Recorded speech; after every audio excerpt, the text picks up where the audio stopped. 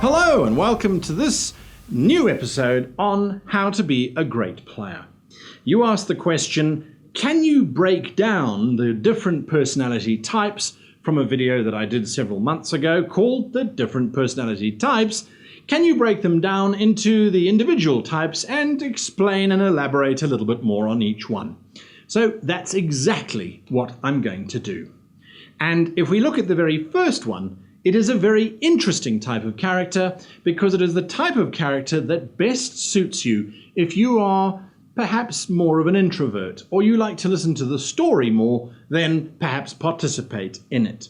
And that, of course, is the dependable character. Now, by dependable character, what do we mean? Well, a dependable character has a few keywords by which they should operate. Self-control, responsible, reliable, focused, put the rest of the group first before themselves, predictable. And those are the keywords that we're going to be talking about and how they're going to influence how you play a character that you've decided is going to be dependable. Now, remember, the whole goal of playing different character types was so that you could play a personality that you're not necessarily in real life. And this can be a challenge, and that's what makes it so rewarding, is that you can play a dependable character if in real life perhaps normally time is not so important, or if you are perhaps like me and you've got so many things going on in your mind that you triple book yourself and then start cancelling various things as you remember that you had agreed to go here, do this, run that, write this, and organize something else. Your background, your personality in real life can now change to this dependable character. And here is where we enter into the very interesting realm of metagaming, but for story's sake. A dependable character is a focused character. If the rest of your party is doing quest A and suddenly the GM throws out several little alternative quests, B, C, D, and E, you as a player might be interested in going off on B, C, D, and E, but you are a dependable character. So it becomes your responsibility to say to the group, I'm terribly sorry, yes, those are interesting options, but we did agree and sign to completing option A. Let us finish option A first, and then, if you choose, we can come back and do B, C, D, and E. It also means that you apply the responsible. If you want to go off and do B, C, D, and E, that's fine, but I will have to stay here to ensure that A continues. If it's guard duty and the party wants to rush off after a thief, the dependable character is the character who will stay and continue on the agreed upon task.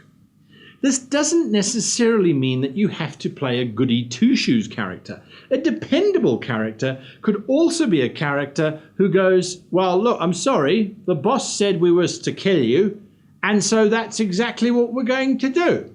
We're going to kill you, and there's not much you can do about it. You can't bribe me, you can't persuade me, you can't intimidate me, you can't try and weasel out of it, because I agreed to kill you. And that is exactly what I'm going to do until such time as the individual that I agreed to do so to comes back and says, I don't have to do it to you anymore. Or whatever. I'm going to kill you. Just accept it. Nothing personal. Really, nothing between us. You seem like a nice person, but you got to die. Rules is rules. So the dependable and all the personality types have the extremes, of course. And we know that from role-playing and from these videos and the conversations that we have is that is always up for discussion and exploration as to why we can and can't and could and possibly shall malleably change all of these suggestions and rules to being better. And ultimately, that's what it's about, is becoming a better player, a better role player. So our dependable character is the one who will follow through, is the one who will continue on course, is the one who remains focused. It could also be the one who looks after the finances of the party because they're dependable. They're not going to take that money and make a random gamble on something that has no value unless they're told to do so. Now, it also doesn't mean that they're a servant. They could be dependable to the cause. No, I'm terribly sorry. I am not going to go off and spend your money because it's for the party. It's the party's money, and I don't remember you being made the leader. So dependable is also stubborn. Stubborn insofar as sticking to the plan, sticking to the course, sticking to what has been done before. We don't challenge anything new. We don't think outside the box because we are the box. It is up to us to ensure that there is some kind of stability in the world, because without us, everything would just be crazy chaos. Dependable characters are predictable characters, and this comes back to you role-playing. You have to make sure that you consistently do the same things every time. If you have a fighter and he's a dependable fighter, he will kill the creatures and then he will loot the creatures, or he will kill the creatures and then he will come and help the people who are injured, and then he will loot the creatures. But he has a little rite that he needs to do after the battle to say thank you to the war gods for sparing his life or for giving his steel strength. Perhaps she is a nurse and she has a routine that she will follow, and that is that. The characters cannot break her from it. And if it does get to the point that she can't carry on in her focused, predictable way, something needs to change. She needs to then fight to get back to it.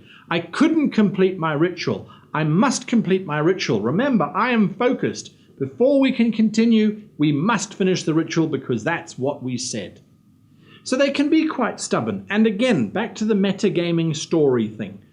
Make it part of the character's story. Maybe she's not allowed to do the ritual. Maybe she can't go back because the players have, the characters are worried that they're going to have not enough time.